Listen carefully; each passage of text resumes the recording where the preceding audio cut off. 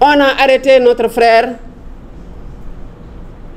Fadilou Keïta, coordonnateur du Némékou Tour, qui hante le sommeil du camp du pouvoir. Pour quel motif? Pour le motif d'une publication sur Facebook, pour laquelle en tout cas il a été convoqué il y a une semaine de cela, et puis relâché. On avait cru que ça en était fini, mais puisqu'ils n'ont rien pu obtenir hier, avec le camouflet qu'ils ont pris dans cet épisode de leur complot ridicule, ils se rabattent maintenant sur l'entourage du président Ousmane Sonko. Qu'est-ce que le frère Fadilou Keïta a dit sur ce post Facebook-là qui soit plus grave que ce que Ahmed Suzanne Camara a dit sur le plateau de la Sen TV et qui est aujourd'hui libre de ses mouvements? Ahmed Suzanne Camara a dit que Didier Badji et Fulbert Sambou ont été tués ou qu'ils ont été noyés. Fin de citation. Il n'a reçu aucune convocation, ni de la gendarmerie, ni de la police, ni du procureur de la République. Il est libre de ses mouvements. Fadilou n'a pas dit aussi grave que ça. Fadilou n'a pas dit aussi grave que ça. Il a émis une opinion. Et dans un pays démocratique, on est libre de tenir, de dire ses pensées, de donner son opinion sur la marche de l'État, sur les événements en cours. Et si ce qu'il avait dit était aussi grave que ça, il aurait été alpagué le même jour même. Et quand ils l'ont entendu, ils savaient qu'ils n'avaient rien contre lui. Ils l'ont laissé rentrer. C'est le camouflet d'hier qui leur a fait revenir à la charge. Parce qu'ils ne veulent pas rentrer bredouille par rapport à leur chasse perfide. Nous demandons sa libération immédiate et sans condition. Au même titre que nous demandons la libération de tous les otages politiques du régime du président Macky Sall. Souvent, on pense qu'on n'est pas concerné.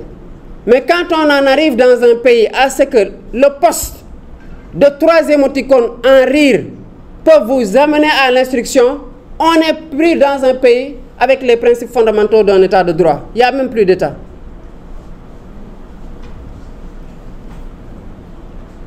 Aujourd'hui, c'est Fadilou. Hier, c'était Ousmane Diagne. Après l'invention d'une farce spéciale. Ensuite, c'est le tour de Pape Alé. On passe des hommes politiques aux journalistes debout. Tous ceux qui ne font pas leur jeu, qui ne jouent pas leur jeu, qui ne font pas leur affaire, sont traqués. On est aujourd'hui dans un 2 poids 2 mesures avec un procureur qui a un regard unidirectionnel orienté vers Pastef les patriotes, ses leaders, ses militants. Pour un live Facebook banal, on vous arrête. Dans un pays normal, ça ne se passe pas comme ça. Et nous voulons que le Sénégal redevienne un pays normal. Ça peut être le tour de Fadilou aujourd'hui, demain celui de Bassirou Diomaye Faye. Mais après, quand on aura fini de se débarrasser de tous ceux qui peuvent avoir le courage de tenir une pensée contraire et de l'assumer face micro et caméra, qui d'autre va faire tranquillement son métier? Qui d'autre va dire ce qu'il pense? Quand on vit dans un pays où on n'a plus la liberté de penser, parce que penser et ne pas l'exprimer, ça vaut quoi? Penser pour le garder pour soi-même, ça vaut quoi? Quand on n'a plus la liberté de penser et de s'exprimer librement, c'est qu'on n'est plus libre soi-même, même si on est libre de ses mouvements. Nous demandons à ce que cette persécution qui a assez duré, il ne sera pas aujourd'hui encore l'occasion pour nous d'égrener le chapelet de toute cette persécution-là, les actes constitutifs de cette persécution. Ils sont désormais connus de tout le monde. On attaque nos convois, on prend la garde pour la sécurité rapprochée du président Sonko en pleine audition. On l'appelle en confrontation, elle ne se passe pas comme elle le souhaitait, on prend le coordinateur du Nemmeeku Tour. Jusqu'à quand? Jusqu'à quand? Il est temps que cela cesse. Et tous ceux qui sont épris de paix pour ce pays-là, c'est le moment d'alerter. C'est le moment de dire stop. On ne peut pas arrêter Fadilou pour un post Facebook aussi banal et laisser Ahmed Suzanne Camara et le propriétaire de la page Batou Deug qui a encore dit pire, qui a fait une corrélation nette entre le portable de Pape Alé qui aurait été consulté et qui a parlé et la disparition des 2 militaires en disant que tous les militaires et gendarmes qui sont pro-Pastef seront traqués et les appelle les traites et qu'ils seront mis hors d'état de nuire. Celui-là aussi est libre de ses mouvements. Donc, c'est comme si les infractions ne concernent que les militants de Pastef. Hier, pour un banal live Facebook, on a arrêté Diop, Taïf et Vito pour un banal live Facebook. Mais on laisse Ahmed Suzanne Camara après son appel au meurtre contre le président Ousmane Sonko. Après avoir dit que Fulbert Sambou et Didier Badji ont été tués, qu'ils ont été noyés, ils n'ont même pas reçu de convocation. Moi, quand j'étais plus jeune, je regardais un film qui s'appelait « Il faut sauver le soldat Ryan ».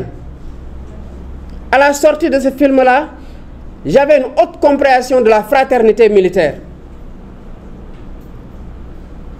Enfant, on me prenait qu'on pouvait nous tuer, mais qu'on ne nous déshonorait pas. Mais ce silence approbateur face à des frères d'armes qui sont morts, y a-t-il plus grand déshonneur que ça? On est dans quel pays aujourd'hui? Le combat, la démocratie, c'est une affaire de gentleman. C'est une affaire de gentleman. Vous compétissez, vous laissez les autres compétir. Vous êtes arrivé au pouvoir par la voie des urnes. Vous avez dit vous-même qu'on ne peut pas laisser, qu'on ne peut pas retomber dans la quête d'un troisième mandat qui nous a coûté 11 morts en 2011, que cela doit cesser. Et c'est parce que tu convoites un troisième mandat que tu persécutes tout le monde, avec toutes les conséquences dommageables que l'on note. Jusqu'à quand? Jusqu'à quand? Vous avez fini de diviser tout, le peuple, jusqu'aux institutions. Ce qui se passe à l'Assemblée nationale n'est que le reflet de la division du peuple. Parce que ce sont nos représentants, c'est nous qui les avons envoyés là-bas.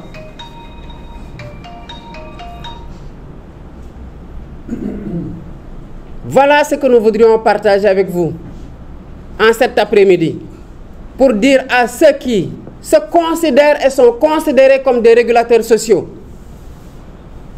que la régulation sociale, si elle vaut vraiment régulation sociale, elle doit être anticipative et assumée. On ne peut pas laisser une personne mourir, 2 personnes mourir, 3 personnes mourir, 4, 5, 6, jusqu'à la 13e personne pour intervenir et dire qu'on régule. Il faut réguler pendant qu'il est temps. Quand il se battait, lui, le président Macky Sall, contre le 3e mandat, quand il tenait son mergadou pour aller à la place de l'indépendance, tous ceux qui sont des régulateurs sociaux aujourd'hui étaient là et en étaient informés. Tout ce qu'il a dit peut leur être accessible.